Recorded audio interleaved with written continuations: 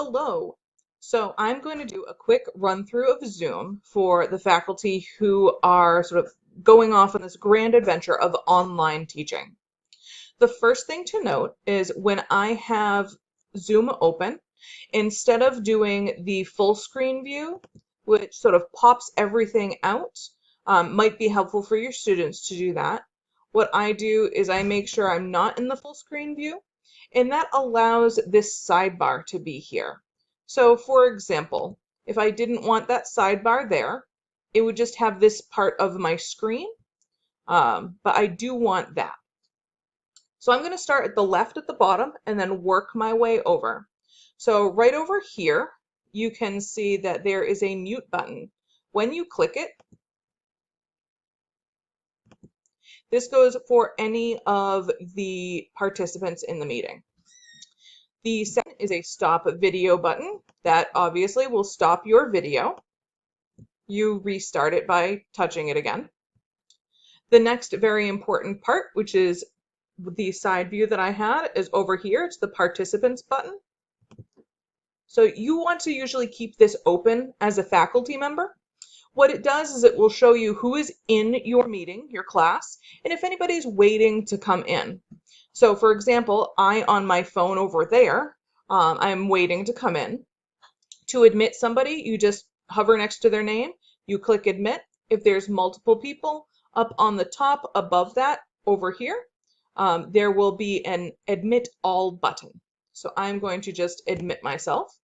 It'll take a minute for them or for me to come in. It will ask me if I want to join with audio, and I do not want to join with audio on this second phone. This is the way that I could use to actually show my artwork on a flat table, is I join with a completely different account. So the account that I am working with here in front of you, where I'm pointing directly at you and not off to the side, is my personal account. It is the account that I started the meeting with. So you want that to be the paid account, and that will be the one that WAM provides for you to use for classes. And then you use another account. It can just be your personal account that can or cannot be paid. It doesn't matter either way. You can just use your free account for your second camera, which I'm now pointing at you from. If you need help with this, I am more than happy to help you walk through. And I know that other faculty have figured out different ways to work around this as well, including things such as buying a computer camera that is a second camera that goes directly into the computer itself for this type of stuff. So I'm going to continue on. When you are over here, you can see the different people that are in. Now, this Elizabeth Buck, I opt to not use sound on that phone, so there's no way to mute me because you can't hear me through it. So the other students will have a mute button, so if you needed them to be quiet, all you'd have to do is click mute. To unclick them or to unmute them, you just click it again. Down below, if you have multiple students, there will be a mute all button. So if something comes up and you need to make a quick announcement, then you can just click mute all and then at the end, unmute all. You have other options here as well. So I could stop their video like that. There's been one or two times where I've done that where somebody is, all of a sudden sort of having to get up and deal with something but didn't stop their video first. And I've muted things for other people when either pets or dogs or children, have started to come in the house and make a lot of noise. So you can ask them to start their video up again, and it'll give them the option to do so. You can make them the host. I don't suggest this. You can rename them. So if they have a name that is their husband's or their nephew's, but it'll be easier for you to remember who they are if you rename them, you can do it, or you can ask them to do it as well. Also, you can put somebody back in the waiting room. So I just popped myself back in the waiting room, and I'll just readmit myself here. So other than that, what we're going to be doing is moving on. So next to participants, we have the chat button. That's right down over there. And when you hit chat, it opens up this chat dialog box. If you've typed anything to somebody in the waiting room, it will show up. And you can share with everyone in the waiting room right down over there. Or you can do one-on-one messages.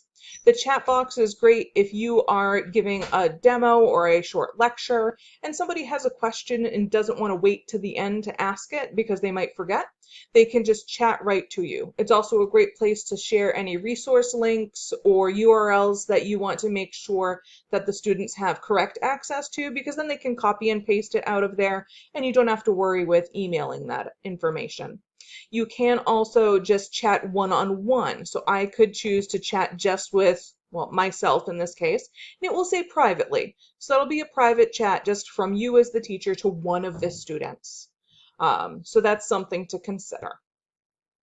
Now, the next option here is share screen, record, and then we have reactions. So the share screen option is one that you will probably want to use. In order to use it, you click the green button and then you choose the screen that you want to share. So right now, I am going to share just my regular screen. It will choose to share not your Zoom, but it will actually choose to share your desktop. Once you're sharing your desktop, you can share any file that's on there. So for example, if I wanted to open up, I don't really have many images over here, but if I wanted to open up an image of my work to share, I could do so. And then this would be shared across everybody's just view. Now, when you're screen sharing, there are different options for seeing different people. So right now, I can hide the thumbnail video. I could just do the person that is talking or whomever is highlighted, or you could see everybody. This would be a long list of people here. While you are screen sharing, there are different options. What you do is you go up to the top here. There's a drop down. And the ones that I'm particularly going to point out are the annotate and remote control. So under annotate, there are just a couple things I'm going to point out. One is spotlight. If you spotlight and then click this, if you are working and trying to describe something about, say, like this O, you can use this to highlight and everybody will see where you're pointing. You can also use a draw feature. So if you wanted to add something over here, like you were talking about light and shadows and shading, you could, draw an X over here and it will pop up on everybody's screen. And then you can, you could draw whatever you wanted on here. And there are other options as well. There are stamps. And you can also undo, redo, and clear everything. Now, the other thing that you can do is you can have other people working on this with you. So you can do a remote control, in which case I would give remote control to another student at this point. So now I'm going to actually be over here, and I am moving the mouse around on my own computer. So this way, if somebody was really having trouble describing where something was, they could do that with this mouse.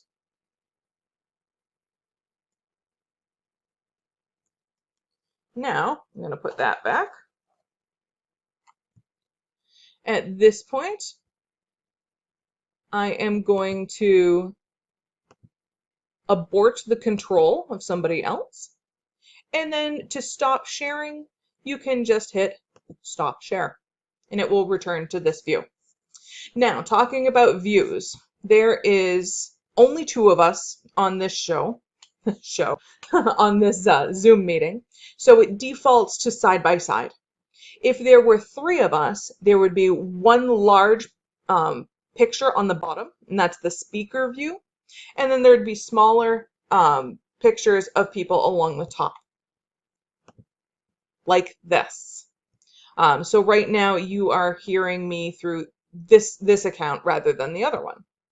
Then there is gallery view, so side by side. Now what you can do is you can choose to spotlight a video. When there's more than a couple of people, one of the options will be spotlight video, and it will make one of the images larger for everybody in the class. You can do that with any of your students. And again, it will be spotlight. The host only has control over that. All right. So something that you might want to look at, I'm going to pin myself again. Something that you might want to look at as an option for when you're talking is that you can have your students raise their hand. So you can see up here in this little corner, it says lower hand. And I can click that as the host. And then I would go over here and unmute my student, and they could ask whatever question they had. So how I did that is you go and you click, there's sort of an ellipses under more, and that would be on your own video. And then you could, it would say raise hand, and then they can raise your hand. As the host, I don't have to raise my hand, so that just doesn't work. One of the other helpful things, along with you being able to share your screen, your students can also share their screen. So if I were to share my screen from my phone here, what I could do is just, it gives me an option. So I could share my photos. I just have to allow Zoom access.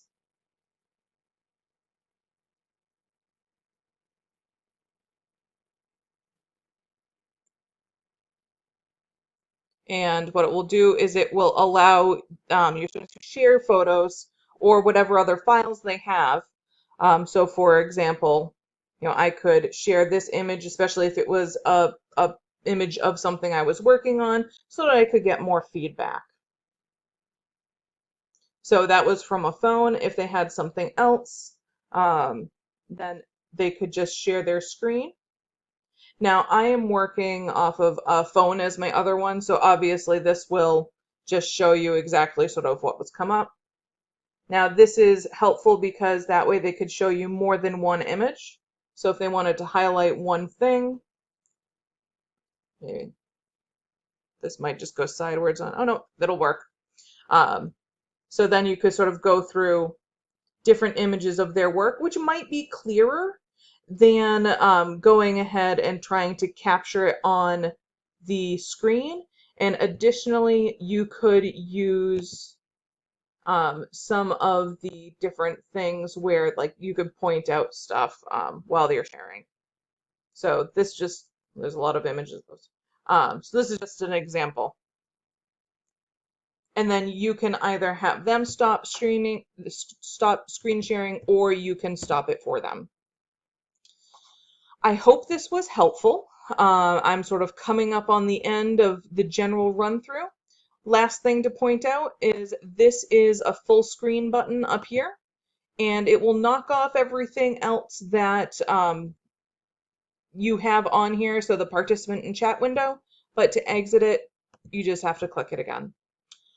All right, feel free to ask questions. I hope that this helps point out some stuff that you didn't know, and thank you very much.